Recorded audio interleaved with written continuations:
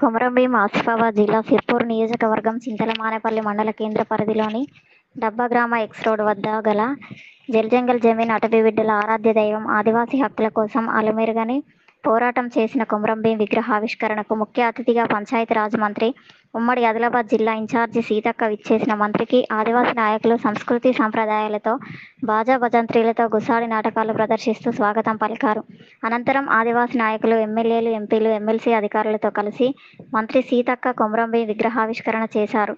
అనంతరం మాట్లాడుతూ కొమరంభీం యువతకు ఆదర్శంగా తీసుకోవాలని, ఈ ప్రాంతంపై సీఎం రేవంత్ రెడ్డికి పూర్తి స్థాయిలో అవగాహన ఉందని, పూర్తి నిధులు కేటాయించి అభివృద్ధి చేస్తామని, ఉమ్మడి ఆదిలాబాద్ జిల్లాపై ప్రత్యేక దృష్టి సారించి సమస్యలు పరిష్కరిస్తానని, హామీలు నెరవేరుస్తానని, ఐటీడీఏ సబ్ సెంటర్ను జిల్లాలో ఏర్పాటు చేస్తే ఈ ప్రాంత ఆదివాసీ ప్రజలకు ఉపయోగపడుతుందని, ఈ వేసవి సీజన్లో పోడు రైతులు అటవీ అధికారుల నుండి తీవ్ర ఇబ్బందులు పడుతున్నారని, రైతులను ఇబ్బందులు పెట్టవద్దని, అవసరమైతే గ్రామాలలో వెళ్లి సమావేశం ఏర్పరచి అవగాహన కల్పించి పరిష్కారం చేయాలని అధికారులకు సూచించారు. సిర్పూర్ నియోజకవర్గం ఎమ్మెల్యే పాల్వాయి హరీష్ బాబు మాట్లాడుతూ కాగజ్నగర్ డివిజన్లో అటవీ అధికారులు దశాబ్దాల కాలం నుండి పోడు చేసుకుంటున్న రైతులను ఇబ్బందులు పెడుతున్నారని, 9 హేటి పనులు ప్రారంభించాలని అన్నారు. ఈ కార్యక్రమంలో ఎమ్మెల్యేలు, ఎంపీలు, ఎమ్మెల్సీ, జిల్లా అధికారులు, ప్రతినిధులు, ఆదివాసీ నాయకులు పాల్గొన్నారు.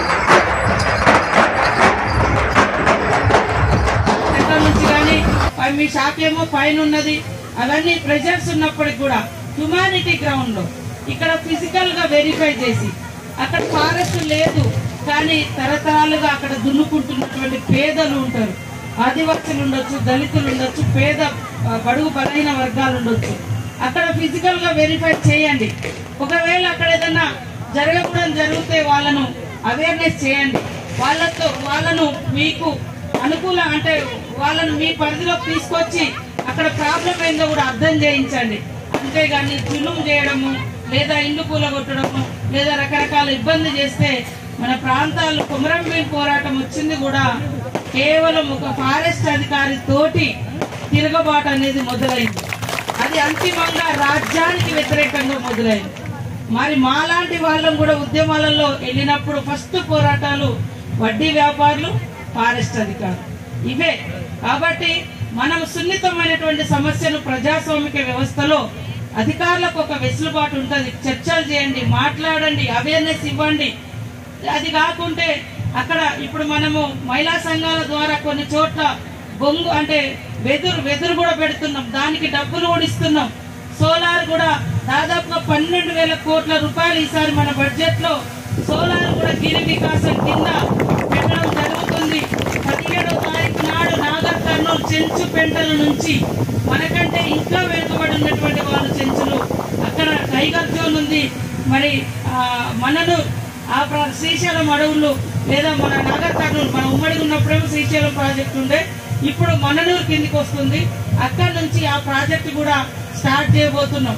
వాస్తవానికి గత 10 సంవత్సరాలు అంటే ఈక్వల్ టు కలెక్టర్ ఎన్ని విభాగాలు చూస్తారో ట్రైబల్ ఏరియాలో పిఓ కూడా అన్ని విభాగాలు చూసేది. కానీ అవన్నీ నిర్వీర్యమైపోయి మొన్న మేము మా ములుగులో రివ్యూ చేస్తే 5-6 సంవత్సరాల కంటే ఎక్కువ లేవు.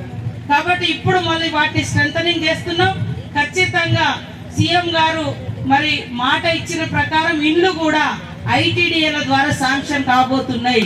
ఈ జిల్లాలో అత్యధికంగా మీ ఉమ్మడి ఆదిలాబాద్ జిల్లాలో పీవీటీజీలకు పూర్తిగా సాచురేషన్ పద్ధతిలో ఇల్లు ఇవ్వాలని సీఎం గారు, అదే విధంగా పొంగులేటి శ్రీనివాసరెడ్డి గారు హౌసింగ్ మినిస్టర్ గారు నిర్ణయం తీసుకొని వారికి కూడా సంపూర్ణంగా ఇస్తూ మిగతా కొన్ని ఇళ్లు కూడా ఐటీడీఏలకు ఇస్తే ఇక్కడ ఉన్నటువంటి పేద ఆదివాసీ గిరిజన బిడ్డలకు కూడా ఇవ్వాలి ఇల్లు లేవంటే మరి సానుకూలంగా స్పందించడం జరిగింది.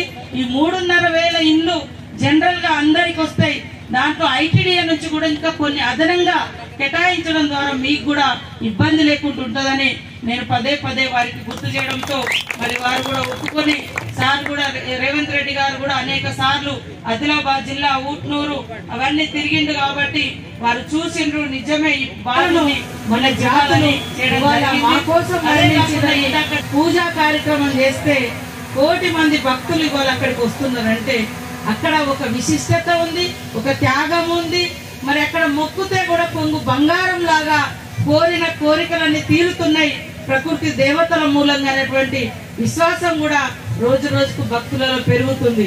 ఇవాళ కొమరం భీం గారి యొక్క పోరాటం కూడా మరి జాతి కోసం, జల్ జంగిల్ జమీన్ కోసమే పోరాటం చేసిండ్రు.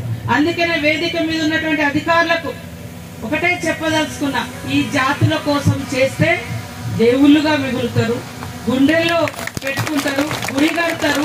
ఎంతో దూరమో ఎందుకు, ఆసిఫాబాద్ నియోజకవర్గంలో మరి జైనూర్ మండలంలో మార్లవాయి గ్రామంలో వెళ్ళి ఒకసారి చూడండి.